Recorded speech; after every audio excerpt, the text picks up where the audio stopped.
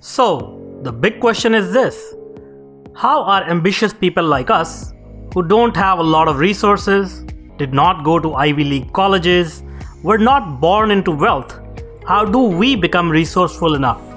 Use our creativity, our dedication, and a little bit of crazy to bootstrap our way to realizing our dreams.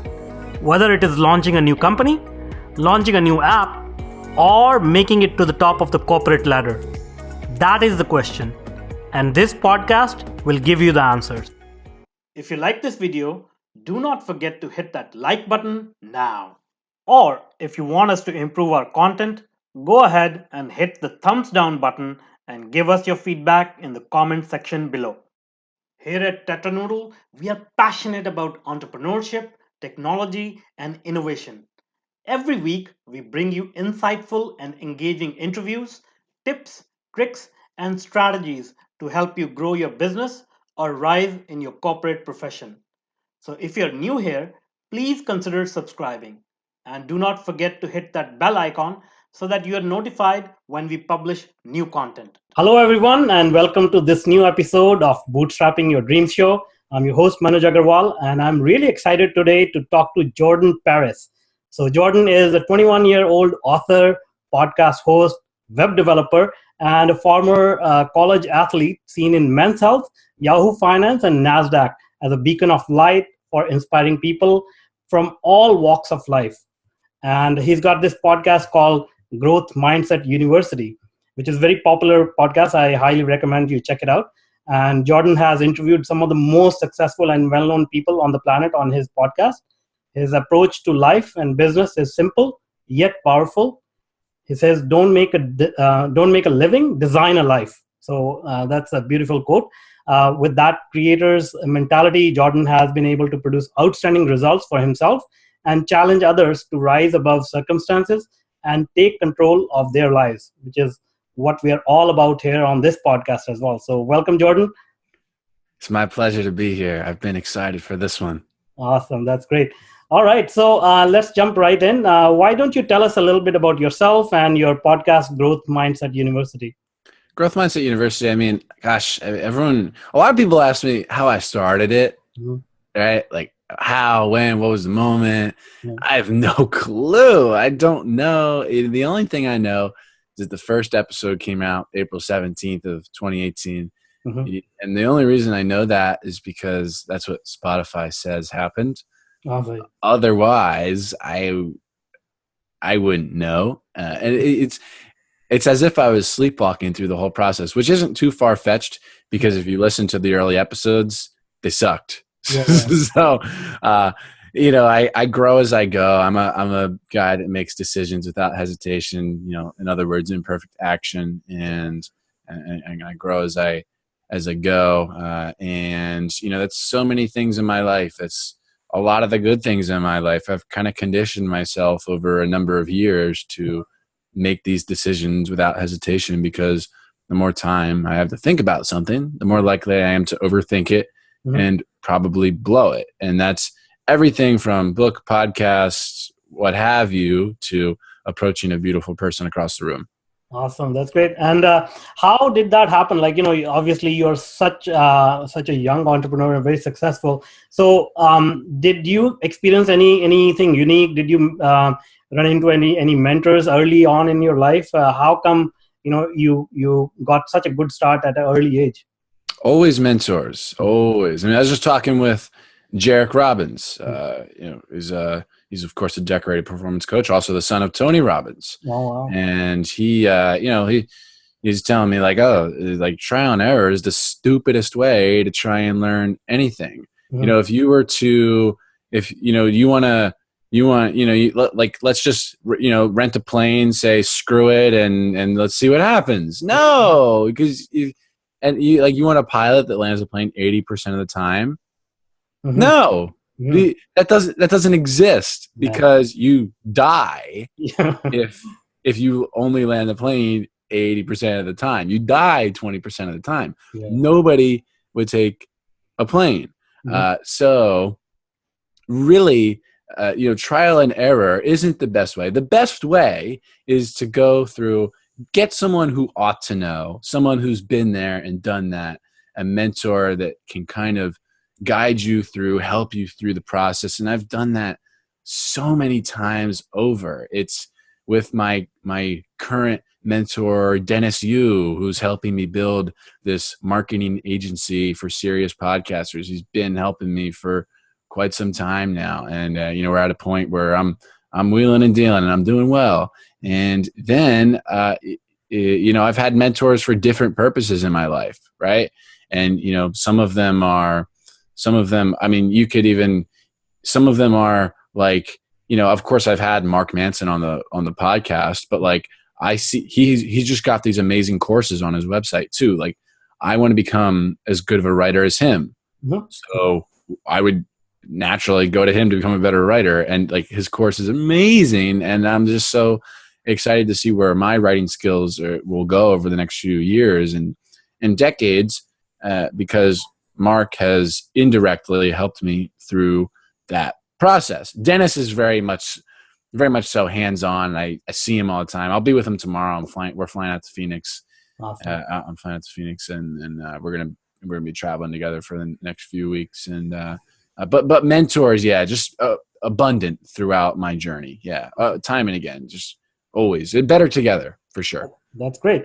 I mean, Dennis actually is going to be on this podcast as well in a couple weeks. So that's my man. Yeah. Tell. Make sure he knows I was on here too. For sure. Yeah. So that's interesting. You have so many mentors, but tell us how you approach these mentors. Like, do they come onto your podcast first and then they agree to mentor you, or you approach them for mentorship first? And how does that process? What is your process? There's not a too defined process. A lot, a lot of times it falls into my lap. Like Dennis just kind of, I wasn't expecting it. And you'll have to ask Dennis about mentorship as well. That's like one of his key talking points. And like you'll really get him going on that. Everyone that listens to this episode has to listen to the episode with Dennis Yu in the future. So subscribe to the podcast, okay? So that you don't miss that episode, right? Mm-hmm. And so Dennis like just heard me on another podcast. My good friend Jeremy Ryan Slate. I don't know if you know him. Yeah, I know. Yeah. It's okay. So like I'm getting. It's funny. Successful people, like I'm noticing, they all hang. Like we all hang in the same circle. It's telling who you hang out with and who you know. So Jeremy Ryan Slater, a good friend of mine, and he had me on the show, and he put it out on a Friday, and then Saturday morning, this guy Dennis hits me up. I knew he was in my network. I was like thinking of reaching out to him to be on my show anyway. Mm-hmm. I just never got around to it. Yeah. And he's like, he heard me on Jeremy's show, mm-hmm. right? And he hits me up at like 10 in the morning. He goes, it's like, hey, I'm in Naples today, and I live in Fort Myers, so like the town over. Yeah. Come out and we'll shoot some videos. Awesome. And I was like, all right, I really, I'm just expecting like nothing out of it, like not too much out of it. Like maybe I'll hang with them for an hour or two, like whatever. Yeah. We spend 12 hours together. Wow. And by the time we're done, he has given me, because this guy is the king of process driven businesses. You gotta ask him about that too. Sure. This guy can build a process driven business with like repeatable processes. Yeah. Like he's so organized. Everything's documented. Everything's in video. Everything's in writing. Checklists. Everything. I'm sure you are deeply immersed in that as well. And not as much, but I know where you're going with. Yeah. So he kind of started putting me on this path. We had everything. We had this strategy mapped out. Everything mapped out on different sheets of paper, and we were, and so. And him and his team have been helping me all along the way the last couple of months. And he also that day I had a fear of getting in front of the camera. Yeah. He pulled up. He's like, all right, let's do Facebook Live. And all of a sudden 11,000 people are watching us on Facebook Live. Wow. And I'm talking and I'm watching the numbers rise up. I'm watching it from 200 to 400 to 600. And this is a matter of seconds. 800, 1200, 1900. It just keeps going, right? And then and this is the first time I'm doing something like this. Never done any live stuff, and much less a video. I've been like thinking about it for so long. That's like so like when I don't make a decision without hesitation, what happens is 2.5 years go by and I tell myself every day, like, I got to do these videos. I knew I should have been doing it, but I never did it. And I just beat myself up for it. And it just took someone like Dennis to get me out of that rut. And he believed in me and he bought me this, where is it? Oh, this iPhone XS Max. Wow. 256 gigabyte iPhone XS Max that day.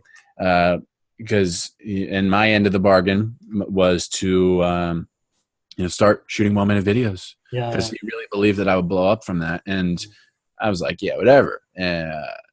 But every metric out there, like that I have, in my business has like gone up. It's like doubled and tripled because of this video. The videos that I put out all the time. And it's just, I'm very thankful. I'm very thankful. And then, well, I mean, but yes, you asked how this came about. I mean, that one just fell into my lap. It's hard to say. I'm just being uniquely me. I've been being myself, being, unapologetically me on LinkedIn for a very long time and been very consistent with it. And it attracts my tribe. It attracts a good quality, a high quality individual. And I attracted Dennis. Yeah. And to your point, I don't think it's coincidence. Like, the way that you put it, it was thrown in your lap. I think you're being modest. Like, I think good things happen to good people. And to your point about, you didn't start shooting videos. Everything in life has certain timing. And, it was something similar in my journey as well. Like, I started off building some courses and I didn't want to shoot videos. Then, I tried to shoot a video, it didn't work, and then over and over. And then one day I was like, okay, even if it sucks, I'm just going to put it out there and see what happens. Yeah. So that's how most journeys go. And, you just got to take the leap of faith, I guess. Absolutely. And then, what it does too? It leads me to people like you. Like probably, like I think the only reason my LinkedIn posts and videos are what attracted you and why we're here talking right now. And I'm very grateful for this. And you're the type of person that I love inviting into my life. Like, it's great. I really enjoy this kind of thing. And I love continuing these types of relationships. Like these for me are never one-off transactions. Either. Exactly. They're like, that's my worst nightmare, to like do this and have it be a one-off transaction. Like, what's the point of that? It's stupid. There's no point. No, I particularly enjoy this podcasting just because of this, interaction you have with so many bright people, and you basically just pick up, 1 or 2 nuggets here and there, and just improve your life overall to a great extent. Whether there is any transaction or not, I mean, just this interaction is a huge plus. Plus, a lot of people are listening in and viewing, and they are getting this benefit of this just casual conversation, and it's amazing. Absolutely. Yep. I can go through many guests and say the one or 2 things that I picked out from that person. And it's just like a piece. They're just pieces to the puzzle that come together all along the way. And the more people I have on my show, and probably for you, like it just, everything compounds up here, pointing to my head for people who can't see. And it's just, everything comes together very beautifully. All right. So talking about these learnings, what are some of the principal learnings that you have obtained from your podcast guests? Yeah, I mean, I can think of like Jeremy Ryan Slate, like, and he helped me just with podcasts in specific. And with my interview style, was something I picked out from him is like, he used to over prepare. And let me preface it with this, with everyone has a different way. And the idea is to like do whatever makes you, the interviewer, most comfortable in your seat, so that that me, the interviewee, is most comfortable in my seat, and the interviewee is most comfortable in their seat. as a result of you being comfortable in your seat. But Jeremy used to, just be extremely, extremely over prepared. And it was like, so what about this? What about that? Where were you born? What about, what'd you do here? What about, it was like question. And he like wasn't actually listening, And so what I do all the time now to prepare, like I just kind of go through the bio and just like let my, and like you could craft a whole interview just from reading someone's bio. Yeah. Just like what's like, what do you get curious about? Like, I'll ask about that. I'll mention that, I like what? Yeah. and I just kind of go through there. And, so he really helped me with that. Trying to think, It's like hard on the spot. Obviously, like Jarek Robbins, like I recited that in the beginning. My episode with Jarek came out today, and about the airplane analogy, and about trial and error, and that's like, of course, I got that from him. Yeah. And then Kevin Rudolph, one of my favorite musicians, with his with just his creative process was interesting. I've had a couple of musicians on now. It's just interesting to hear that kind of stuff. Mark Manson, with like his writing process, and just so many things. Like, oh my gosh, the thing was just filled with gold nuggets and like just interesting observations that he's made in his new book that I do have behind me. Like, for example, and I'm paraphrasing, but the world is better than it's ever been, all this technology or whatever. However, we're more depressed than there's depression is higher. The rates of depression are higher than ever. For sure. So like making life easier and less complex doesn't really make us happier. It just makes us find less solvable, more trivial, irrelevant, silly problems. Like there's too much ketchup on my burger, I demand a refund, and I'm really angry and I'm gonna sue you. Those are called first world problems for people who have come from third world. Yeah. Yeah, I completely hear you. So a lot of good learning from. Obviously, you have done so many episodes, so I didn't want to put you on spot. But do listen to the podcast, and you'll get a lot of nuggets out of it. Now, coming back to the entrepreneurship, so we have a lot of aspiring entrepreneurs in the audience, and some people have started their startups as well. What will you recommend to them, as they are starting in their entrepreneurial journey? Do you recommend them starting their own podcast as a way to get their name out there? Yeah, I think every business should have a podcast, and I think every business will have a podcast. It is a great, and people look at podcasts like ad revenue, sponsorships.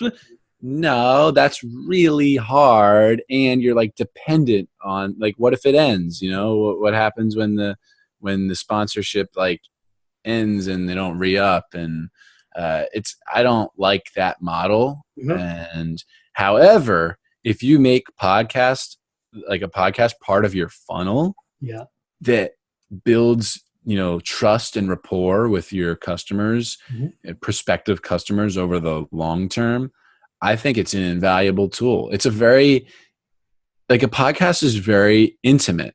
Yeah. Like a 1 minute video, whatever. People, like, I don't remember the 1 minute videos that I saw yesterday. Like, as great as it is that I get 75,000 views on a video, like, the impact I feel is not as much as the podcast. Like, someone listens to one of my, like, a 60-minute podcast with me and Mark Manson, or me and Dan Locke, like, they're invested, and they're not going to forget that they listened to that. Yeah. And I also plant in the beginning and end of my introduction and my outro. There's so many things that I wish I knew over, when I first started my podcast, Mm-hmm. like so many unknown variables that just stress people out and overwhelm people, and things that took me months, years to figure out, things that I'm still figuring out along the way, still getting better. Mm-hmm.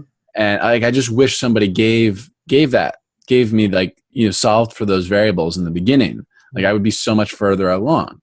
And so, like, what I've done, I've created this completely free resource blog post called Podcast University. You just go to jordanparis.com/pu to get free access to Podcast University. And I plant that in my intro and my outro. And what is my business? Marketing agency for serious podcasters. At every turn, I am creating new customers, potential clients, right? I am, right? And people love that resource, and people get a lot of value out of it. I get messages like, thanks, Jordan, just launched my podcast today. And I'm like, yay, it's great. I love hearing that. So it can be part of the podcast, should very well be part of your funnel.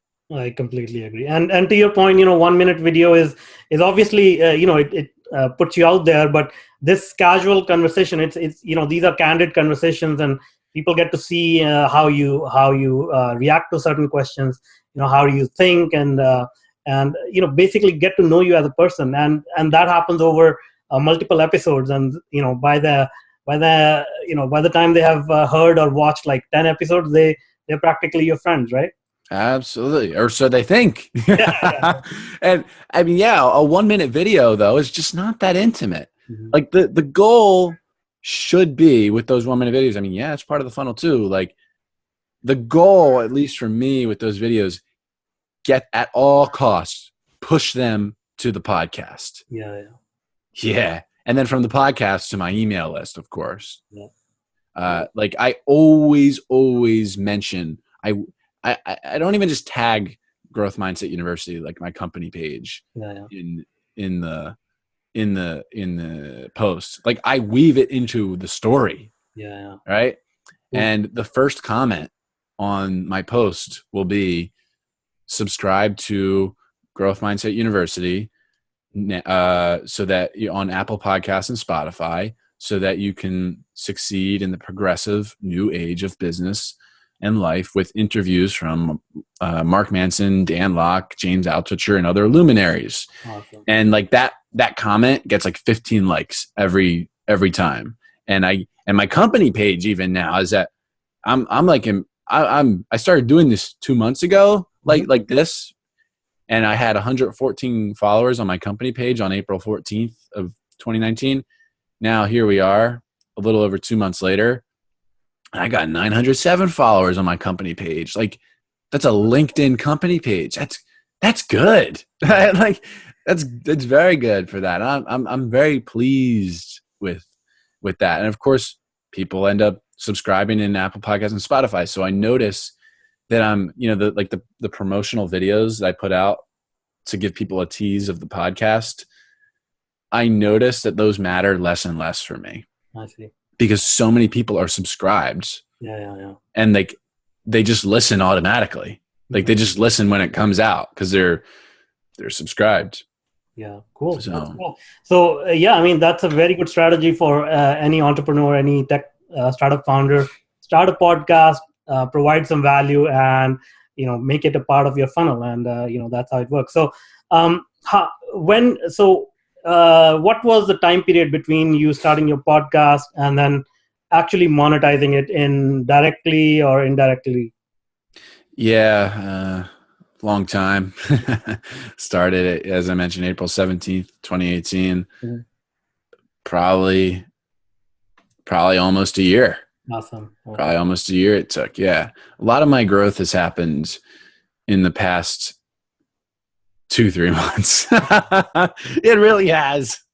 Well, it goes to show, you are really young and full of life. Well, 1 year is not a huge, it's not a long period of time to get that much success. So that's amazing. All right. And now let's talk about this beautiful quote that you have. Don't make a living, design a life. So tell us a little bit about that. Don't Make a Living, Design a Life has been in my Instagram bio for almost 3 years now, not because it sounds good, but because it actually works. Mm-hmm. And I've designed my life around 3 criteria. Those criteria are, does it make me a lot of money? Do I have a lot of fun doing this specific activity? And do I help a lot of people? If a certain activity doesn't fit one of those 3 criteria, I either don't do it at all or I outsource it. And so what this is a grand filter over my life. Yeah. Where like I don't suffer from decision fatigue as much. Everything's like black and white. Does it fit the criteria or does it not? Yeah. And you can set your own, you set whatever criteria you want. Like, but I've set it up in a way, like, I don't want to be, my worst nightmare is to be a corporate drone for 40 years. Like, so my criteria are set up in a way that it doesn't involve being a corporate drone, because it doesn't fit any of those criteria. So so that's what Don't Make a Living, Design a Life is. Yes. That's awesome. Yeah. It's interesting. Like, I worked with a coach and he put me through similar exercise to figure out what my values were. And then, we arrived at these values of adventure, conviction, and courage. And, it's sort of really powerful to use that as a filter on whatever you do. And, it becomes almost an automated process of designing your life. So I'm glad that our processes are aligned in some way, even though we didn't coordinate it in any fashion. Absolutely. So that just proves the effectiveness of that process. All right. So now tell us about yourself. Like, who's your role model and why?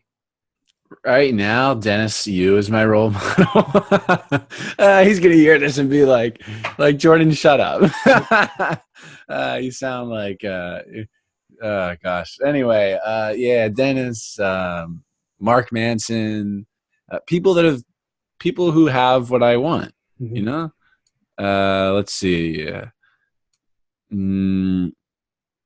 lot of people. I mean, there's a lot of books on the shelf behind me. Those are a lot of those guys. A lot of those people are my role models. I mean, we see Tony Robbins there. We see Vanessa Van Edwards, and who is the only reason I talk today. And I had her on the podcast 1.5 years after reading her book, and things kind of came full circle because I'm like her. I'm a recovering awkward person, and she's the one that put me in remission. I was full on awkward person over 1.5 years ago, and now I'm recovering. So she's my social superhero role model, Great. In terms of I have different role models for like different areas, different aspects of my life. Like in terms of my social life, like obviously Vanessa is my role model. In terms of building the agency I want, obviously Dennis Yu is that guy.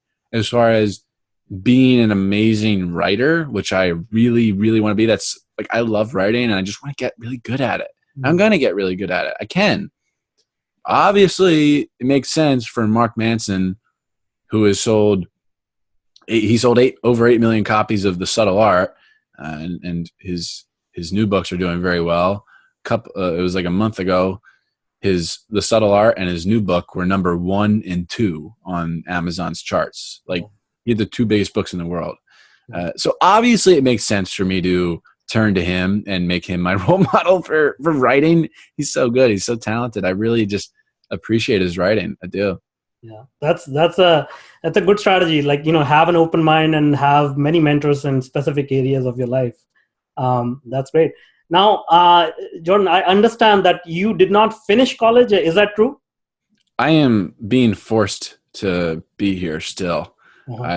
Because of my parents. It's okay though. I'm 3/4 of the way done, so it's okay. Yeah. But what do you think about the modern education system? It's a huge scam. Formal education is a gigantic scam. Those student loan debt is up to $1.6 trillion. I believe the average person owes an average of $37,000.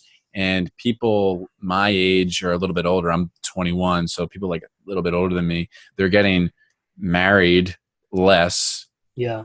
They're having no, I didn't mean to say married. They're having kids less often. Yeah. And they're buying homes less often, even though they want to just as much as the previous generation. Yeah. Why is that? Why is that? Because they're saddled by student loan debt. They can't afford it.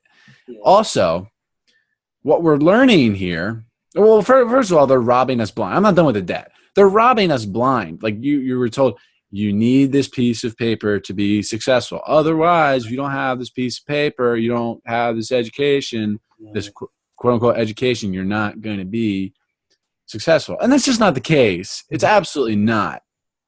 My education is, number one, it's getting in the way of my learning.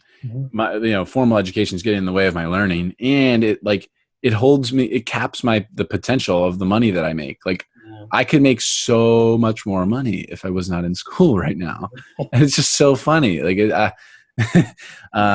and so they're robbing us blind. Like, the amount of people that don't even realize, and like, they're teaching you how to be a corporate drone. Yeah. Yeah. Like, if you want to be a corporate drone for 40 years, like, if that's what makes you happy, that's fine. That's great. I'm not like talking it down, but for me, I view it as being a corporate drone, and it doesn't make me happy. It doesn't fit into my designed life. Yeah. Like, working there for 4 years and then saving everything for retirement and dying 3 years later. It doesn't really, and fueling someone else's dreams. It doesn't really make me happy. Yeah. But if that's what you want to do, then go to school. If not, don't go to school. Yeah. So we can point to, like, what are we learning in here? It would be one thing if we were actually learning something, but like, education's great, but that's not what's going on in these higher education institutions. It's absolutely not what's going on.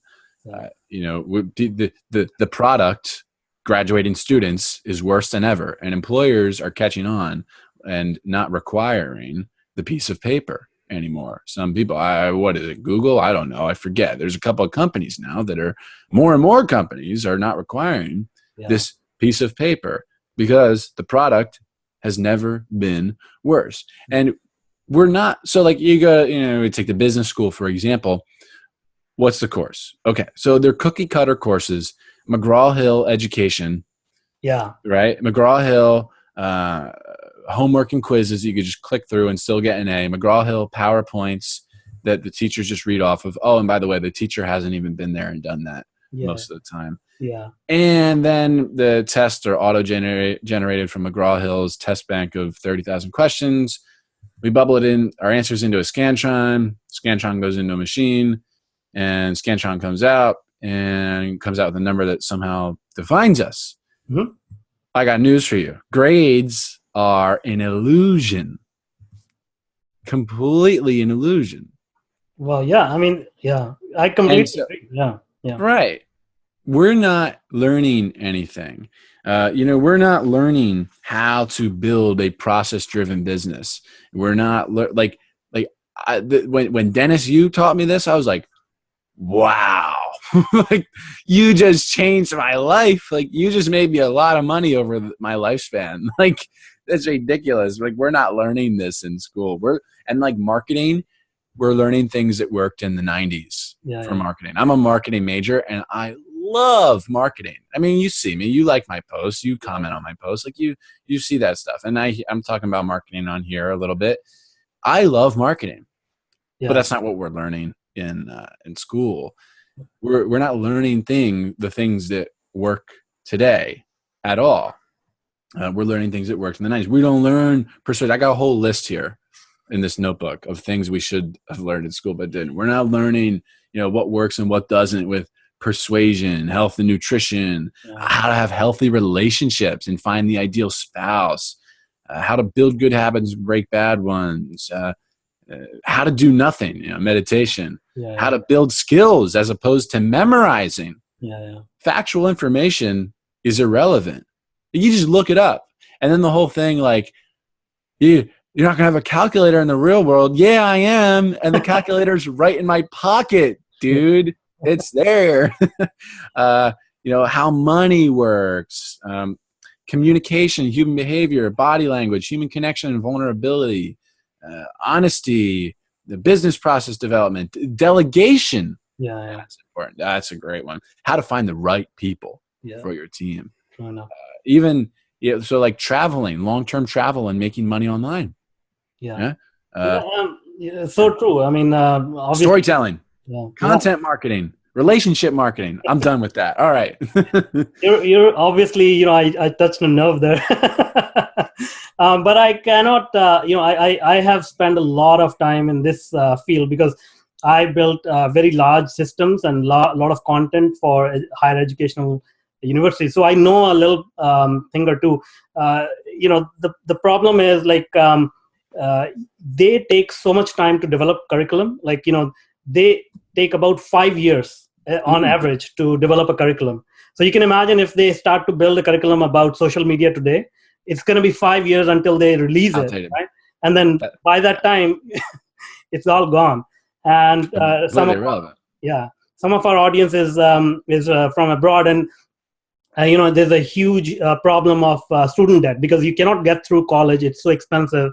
You cannot get through college in US and North America typically without taking humongous amount of loan, which you end up paying over 10, 20 years. And the situation is getting worse in other parts of the world as well. Higher education is getting more and more expensive, more competitive. So definitely, I think we are on the cusp of sort of a major change, a major shift. And we are already seeing some things happening. I'll mention a company called Mind Valley. Yes. Do check them out. Like, they're doing some amazing things in sort of reshaping how we learn. And all the things that you mentioned, these are the important things in life we need to learn. And they have put on some amazing programs just addressing those type of topics. So, I'm obviously just passionate about this, and I don't have any affiliation with Mind Valley, but I just mentioned that so that people can check it out and see how they can incorporate those videos in their life. Absolutely. Like, I'm sitting here on a rainy day and going through Mark Manson's writing course. I'm going through his dating and relationships course. I mean, listen, you can judge me. Like, people can judge me for caring about the quality of my relationships. Like, go ahead. I don't really care. But I care. So I'm going through these courses and I'm like, this is what learning is about. Wow. And I'm taking notes in here. This is voluntary learning. It's great. I love it. And and people are waking up to the fact that that formal education is a huge scam. I used to put out these posts about that, and people would I'd say like 20 to 30% would disagree, and attack me for it. But as time has gone on, it's kind of it's gotten more like 5% of people disagree with me that formal education is a huge scam. Like, I'm very, very explicit with it. Like, if you go through my posts, like every couple of weeks, I get the frustration boils over with the education system, and I just type my heart out and post it, and people love it. It's a very controversial issue, so that's why people love it. And then as time has gone on, especially like in the last 6 months, more and more people are agreeing with me. It's pretty crazy. And I think it's because just because the amount of times I've posted about it. But it's true as well. I mean it resonates and people can see it. Because like what happened, what was interesting, like this one video about education got 75,000 views, and that was like a month ago. And so, like, I only have 27,000 followers, and I say only because in comparison with 75,000 views, like, obviously a lot of people who weren't following me saw that video, and I found that the people that I had never seen pop up before in the comments section, like the new people, they like disagreed with me more often. There were like, it went back to like 80% agree with me and 20% disagree on that post. So I think it's like, and this is like anything with marketing, like it takes a lot of touches, it takes like 12 touches to get someone. And so it took me like 12 touches to really convince people that formal education is of the fact that it's a huge scam. Yeah. And I've seen that happen. But of course, when I was exposed to a new market, it kind of reverted back. So it's just an interesting observation I want to share. For sure. Yeah, I mean, I just want to clarify. I think education is very important, but Absolutely. The way that it has been set up right now, which is to pump out corporate workers, or these degrees which are sort of meaningless these days. That's what needs to change, and we need to make education more personalized. And I think the good thing is, since I have been in that field, I know there are some major efforts going on in that direction. So I think that's why we are just in a transition phase. Hopefully, by the time the next generation comes along, things will improve quite a bit. Yeah, if someone else doesn't make the change, I'm going to either make the change or die trying. So it sounds like an accurate statement, because I'm going to do everything I can, And that's what we are doing here, I guess. Yeah, a lot of people are doing everything they can. Yeah, exactly. Yeah. All right. So now let's talk about some mistakes. Did you make any mistakes while podcasting or starting your business or your YouTube channel? And what are the lessons that you can share from those mistakes? Well, first off, nobody cares about me on YouTube. I've never tried out YouTube, really. I have 15 subscribers. I actually got a notification. I went to my email. I saw that someone named Nitin Jain subscribed to my YouTube channel. Mm-hmm. And I was like, oh, cool, subscriber number 15. I don't know how you found it, but so I mean, if I can go, I should try YouTube. I really should. But however, I mean, yeah, there's so many things with podcasting that like I wish I knew, that I was talking about with Podcast University, like just all the technology. There's so many things. There's so many things I could have capitalized a lot more in the first, 65 episodes. I just didn't, it wasn't that good of a podcast. Mm-hmm. However, live and learn, and I share those with people in Podcast University. Other than that, I mean, I've failed, not failed, but I quit developing websites, because I realized I only liked doing it for myself. Mm-hmm. And clients, I hated doing it for clients. Yeah. It was great money, but I just didn't have a process driven business. And it was me being a solopreneur. Yeah. And so that's why I'm right now transitioning from solopreneur to full scale agency with the help of Dennis Yu. Cool. And, building this process driven business. And so that's the biggest thing that I wish I knew how to build a process driven business from the get go. And for anyone that wants to learn how to do that, just follow Dennis Yu and on every platform and check out, he's got this great Blitz Nation Facebook group that you can join. Find that and take advantage of that. You'll learn how to build a process driven business. I mean, yeah, full transparency, the Blitz Nation is $159 per month, but if you think for a second that that's not worth every penny, you're out of your mind, because it's going to take you a long time to figure this stuff out by yourself. And tell us about your book. When did you write it? Wrote it in from March 17th of 2018 to April 17th of 2018. Or March 18th to April 17th. I'm sorry. In 1 month you finished that book? I did. I worked 10 hours a day. Awesome. I did it, and I took 3 days off, and then the next 30 days worked on publishing it. How do you publish it? Glad you asked. You go to kdp.amazon.com. Mm-hmm. And this is a real, I published through Kindle Direct Publishing, but this is a real physical book. It's right here. It is right behind me. This is not just an ebook. It's a 184 page, real book. You see it here, and it looks pretty, right? Nice. And it's really easy to do that. And who helped me big time? My friend James Altoucher. He has this great publishing self-publishing guide. Yes, The link is jamesaltucher.com/ that's it's okay.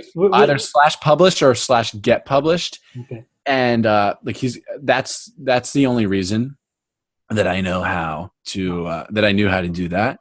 And then it kind of came full circle where him and I did an interview in front of a live audience in New York City last month.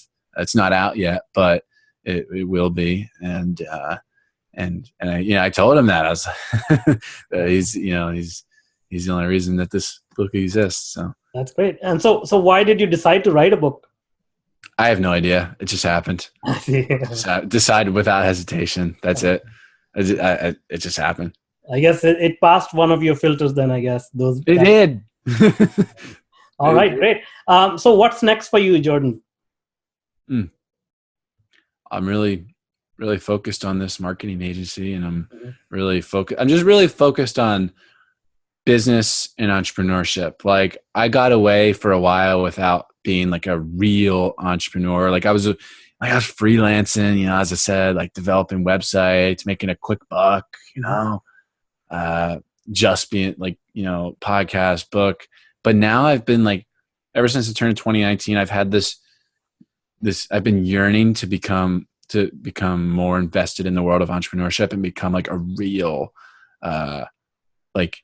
be a real, like hardcore entrepreneur, like, I don't know. It's like, should I move out to Silicon Valley? No, I don't think you should do that. No, no, I don't think so.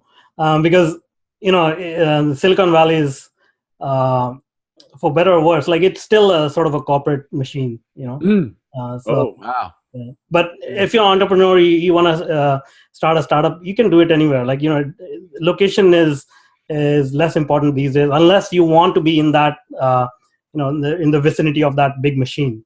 Absolutely. Yeah. Well, I mean, other than that, a continuation with the podcast, continued growth there.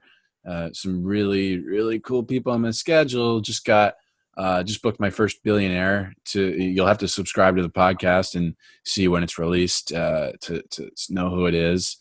And things are happening there. Awesome. I'm very happy with the growth of everything. Very happy. Awesome. That's great. Thanks for being awesome, and keep doing what you're doing and sharing all your knowledge with us so that we can also learn. And it was an amazing interview. Thank you so much. I didn't even realize we went over time by a significant margin, but oh well. I don't realize either. I just have fun with this stuff. Yeah. Well, great. Thank you so much. We learned a lot, and good luck with everything. And I hope you come back again on this podcast.